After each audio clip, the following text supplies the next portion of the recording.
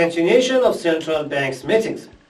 With hawkish stances from last week's meetings, leading indexes in most developed economies closed lower and is expected to see the pressure during the coming week as well.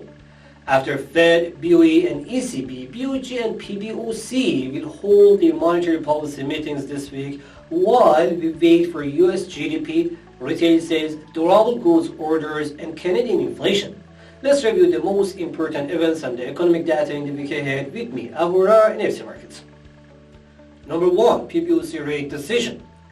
The People's Bank of China's interest rate decision is taking place on Tuesday, December 20. The consensus expectations for the following China PBoC interest rate decision is to stay flat at the current 3.65%. The latest outbreak of the COVID-19 last week, just a week after the reduction of some of the anti-COVID restrictions, increased the risk of slower economic growth. Therefore, we are not expecting any hawkish decisions at the moment. Expected policies and decisions are supposed to pressure the Chinese yuan, especially against the US dollar. Number 2. BoJ meeting. The BoJ's policymakers believe that accommodative monetary policy can prevent a recession, while the Bank of Japan still needs to reach the expected growth following its dovish policies, and in Friday's inflation data, the market expects to see the Japanese consumer price index raised by 3.7%, we cannot expect a return on the policies.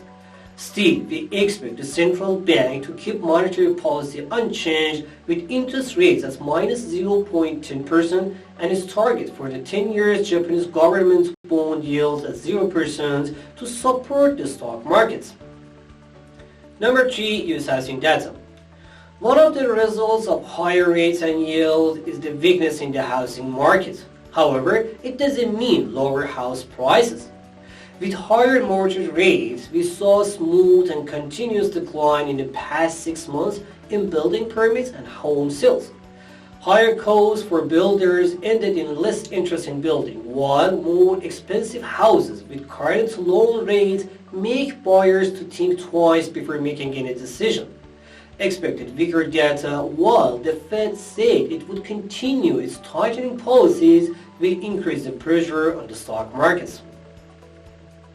Number 4. Canadian inflation. November consumer price index is due to reduce to 6.4% after the 6.9% seen in October. Considering that most of this reduction is due to decrease in the fuel and the gas prices, which seems peaked and can have more drop, core CPI also should be slowed down from 5.8% in October. On the other hand, since the price reduction is primarily due to slower economic growth and less demand, Friday's GDP number is also supposed to slow down, so the Canadian loonie can withstand more pressure. Number 5. US consumer confidence. As one of the leading indexes in the US economy, consumer confidence is expected to fall to 98 from 100.2 in November. This expected weakness in consumers' feeling can increase the market risks and pressure on US stock markets. On the other hand, if we see more decrease in Tuesday's and Friday's inflation numbers, this weakness could translate into less hawkish measures in January's FOMC meeting, which can support the stock markets and add pressure on US dollar. Finally, number 6. US personal income and spending. In October, we saw that the personal spending easily beat the expectations and rose 0.8%.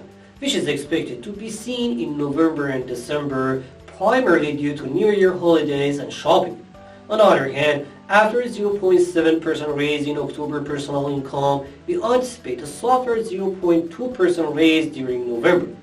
We are waiting for the Fed's preferred inflation measures along these data.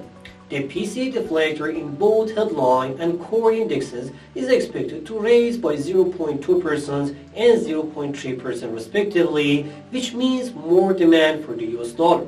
Thanks for watching this video and hope it's going to be an amazing week for all of you guys.